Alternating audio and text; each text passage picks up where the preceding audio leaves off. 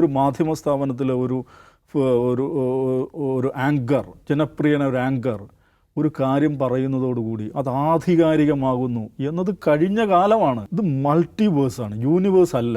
ഒരുപാട് മനുഷ്യരും ഒരുപാട് മനുഷ്യരുടെ ആശയങ്ങളും ആ മനുഷ്യരുടെ ആശയ പ്രചാരണങ്ങൾ നടക്കുന്ന ഒരു കാലമാണ്. ആധികാരികതയുടെ അന്ത്യം എന്നുള്ളതാണ് ഈ കാലത്തെക്കുറിച്ച് പറയാവുന്നത്. കാരണം ഒരാൾ, ഒരു പാർട്ടി, അല്ലെങ്കിൽ ഒരു ബുദ്ധിജീവി, ഒരു മാധ്യമ സ്ഥാപനത്തിലെ ഒരു ആങ്കർ, ജനപ്രിയന ഒരു ആങ്കർ ഒരു കാര്യം പറയുന്നതോടുകൂടി അത് ആധികാരികമാകുന്നു എന്നത് കഴിഞ്ഞ കാലമാണ്. ഇന്ന് നിങ്ങൾക്ക് ഞാൻ പറയുന്നതാണ് ആധികാരികം. ഞാൻ ഒരു കൂട്ടർ മതേതര പാർട്ടിയാണ് എന്ന് പറഞ്ഞാൽ അത് മതേതര പാർട്ടി. ഞാനൊരു കൂട്ടർ വർഗീയ പാർട്ടിയാണ് എന്ന് പറഞ്ഞാൽ അത് വർഗീയ പാർട്ടി.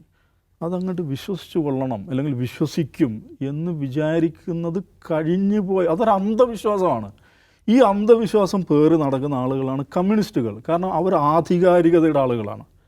നമുക്ക് പിണറായി വിജയൻ ഈ ഒരു പത്രസമ്മേളനത്തിൽ, ലോക്കൽ ബോഡി ഇലക്ഷനുള്ള പത്രസമ്മേളനത്തിൽ പറഞ്ഞൊരു വാചകം ശ്രദ്ധിക്കണം. ജമാഅത്തെ ഇസ്ലാമികർ എന്നെ വന്ന് കണ്ടു, പക്ഷേ ഞങ്ങൾ അവർക്ക് ഗുഡ് സർട്ടിഫിക്കറ്റ് കൊടുത്തിട്ടില്ല. നമുക്ക് ഗുഡ് സർട്ടിഫിക്കറ്റ് കൊടുത്തോ ഇല്ലയോ അത് വേറെ വിഷയം, വസ്തുതാപരം വേറെ വിഷയം.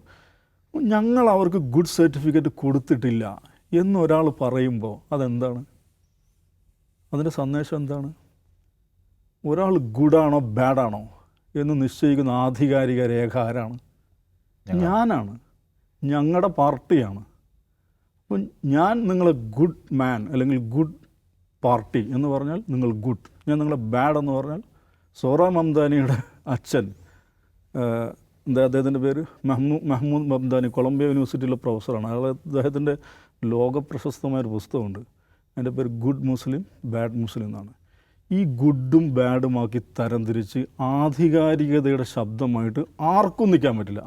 ഒരു പാർട്ടിക്കും നിൽക്കാൻ പറ്റില്ല, ഒരു സിദ്ധാന്തത്തിന് നിൽക്കാൻ പറ്റില്ല, ഒരു ന്യൂസ് ആങ്കർക്കും നിൽക്കാൻ പറ്റില്ല, ഒരു ന്യൂസ് റൂമിനും നിൽക്കാൻ പറ്റില്ല. ഇത് മനുഷ്യർ ചലവില ശബ്ദങ്ങൾ ഉണ്ടാക്കിക്കൊണ്ടിരിക്കുന്ന ഒരു മൾട്ടിവേഴ്സാണ്. ഇത് ഈ ആധികാരികതയുള്ള പാർട്ടികൾ, കേന്ദ്രീകൃതമായി പ്രവർത്തിക്കുന്ന പാർട്ടികൾക്ക് ഇത് മനസ്സിലാവില്ല. അവർ വിചാരിക്കുന്നത് എന്താ അറിയോ? സർക്കുലർ അനുസരിച്ചാണ് മനുഷ്യർ ജീവിക്കുന്നതാണ്. സർക്കുലർ തിന്ന്, സർക്കുലർ കുടിച്ച്, സർക്കുലർ തലയിണാക്കി കിടക്കുന്ന ഒരു സ്പീഷീസ് അല്ല മനുഷ്യർ. അവർ ഒരുപാട് കാര്യങ്ങൾ ഈ മൾട്ടിവേഴ്സിൽ ജീവിക്കുന്നവരാണ്. അപ്പോൾ ആ കാലം കഴിഞ്ഞു എന്ന് ആധികാരികമായ പാർട്ടികൾ, കേന്ദ്രീകൃത സ്വഭാവത്തിൽ പ്രവർത്തിക്കുന്ന പാർട്ടികൾ ആദ്യം മനസ്സിലാക്കണം.